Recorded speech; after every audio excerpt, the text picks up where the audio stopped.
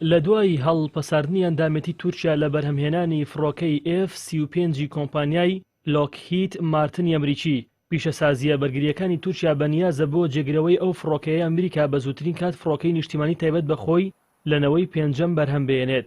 ئیسماعیل دەمیری سەرۆکی پیشەسازیە بەرگریەکانی تورکیا ڕایگەیان کە هێزی پیشەسازی سەربازی لە قۆناغی داهاتوودا زۆر زیاتر دەبێت. ئێستا بەردەوامە لەسەر فڕۆکە جەنگیە خۆماڵەکەی، بەڵام لە دوای ئەوەی بە شێوەی نووسراو لە بڕیارەکەی ئەمریکا دڵنیا دەبینەوە ڕەوتی بەرهەمهێنانەکە خێراتر دەکەین کە هەر فڕۆکەیەکی نیشتیمانی لە نێوان 7 بۆ 8 ملیۆن دۆلاری تێدەچێت.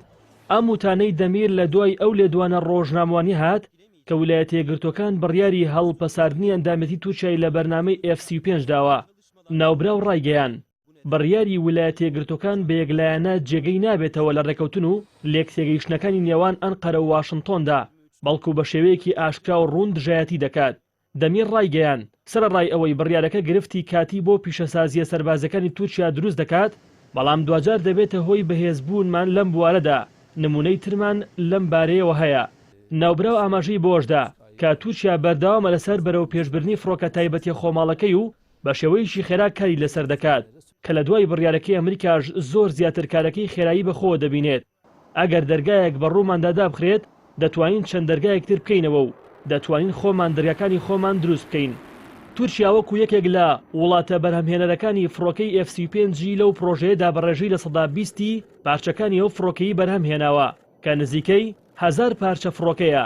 هەر بۆیە پێشتر جەیمس ماتیسی وەزیری بەرگری پێشووی ئەمریکا لە نامەیەکدا بۆ کۆنگرێس ئاگاداری کردبوون لەوەی دوورخستنەوەی تورکیا بۆ ماوەی 2 ساڵ کێشەیان بۆ دروست دەکات، چونکە دۆزینەوەی ئالتەرناتیڤی تورکیا و بەرهەمهێنانی ئەو پارچانە ئاسان نییە.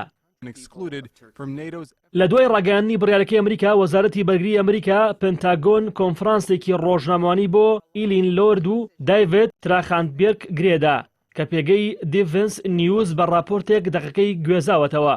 لۆرد لەبارەی هۆکاری بڕیارەکەیانەوە ڕایگەیاندووە ناکرێت تورکیا پێگەیەکی هەواڵگری رووسیا دروست بکات لە نزیک شوێنی فڕۆکەی F-35 و بەرنامە تایبەتەکانیان مەبەستی دامەزرانی بنکە دژە ئاسمانەکانی سیستەمی S-400 رووسیا.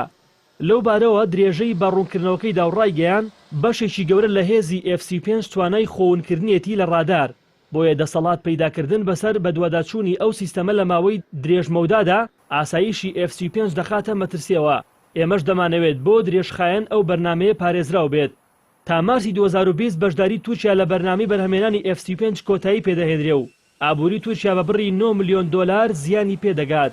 ئەمریکا بۆ پڕکردنەوەی بۆشایی تورکیا دەبێت پشت بە بەرهەمهێنەرانی ناوخۆیی بەستێ بۆ بەرهەمهێنانی ئەو پارچانەی کە پیشەسازی سەربازی تورکیا بەرهەمی دەهێنان، بەڵام ئامانجی کۆتایی دۆزینەوەی هاوپەیمانی ترە بۆ پرۆژەکە.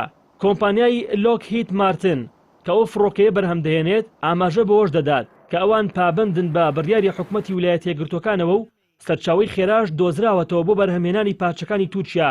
بۆیە ئەم ساڵ بە پێی بەڵێن و پرۆتۆکۆلە بازرگانەکان دەتوانن 131 فڕۆکەی F-35 ڕادەچی لایەنە پەیوەندیدارەکان بکەن.